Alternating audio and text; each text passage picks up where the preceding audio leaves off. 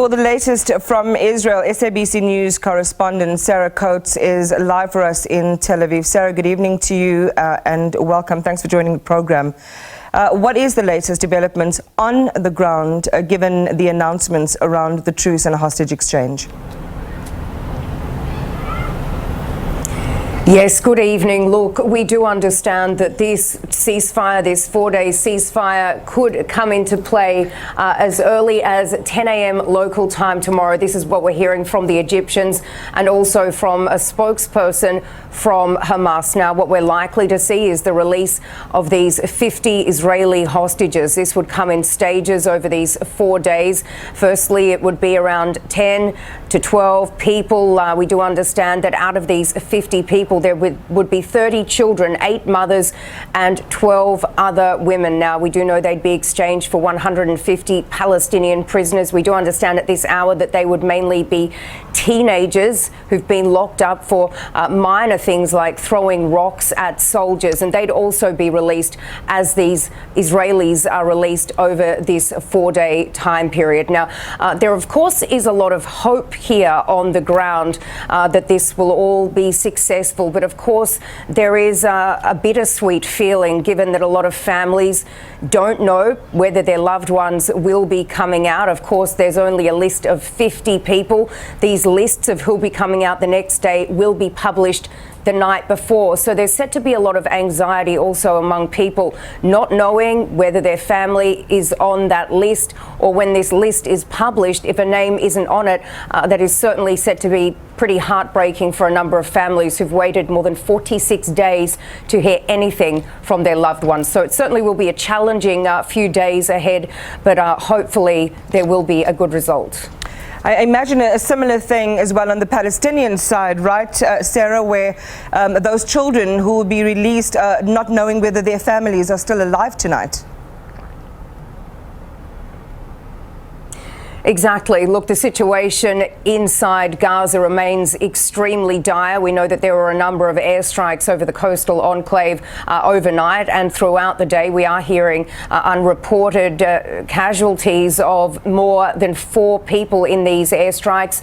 Right now there are a number of ambulances at the Al-Shifa hospital, the biggest hospital in the northern part of the Gaza Strip.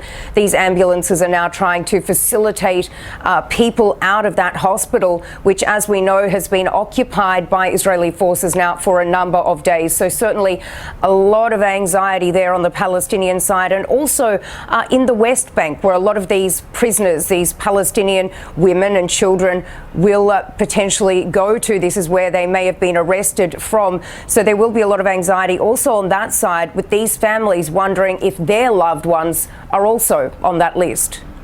We have live picture that we're projecting to our viewers tonight.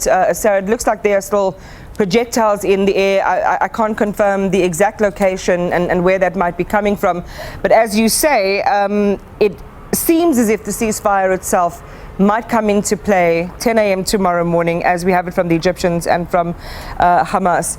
Aside from the families of the victims, and we saw some footage from the Knesset where families were wanting the attention to be on news about their loved ones, news in advanced talks and clarity around hostages.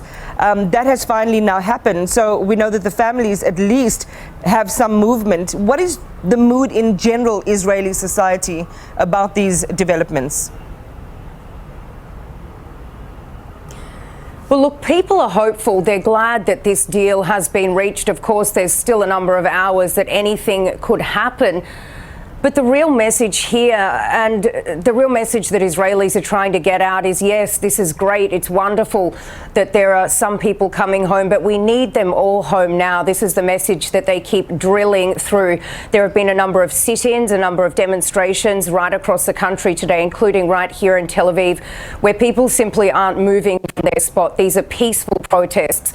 They are demanding that the government do more. Now, you may remember back to 2011, there was so much public pressure on the Israeli government back then to release just one Israeli soldier. His name was Gilad Shalit. He was taken from the Israeli side of the Gaza border, taken into Gaza back in 2006.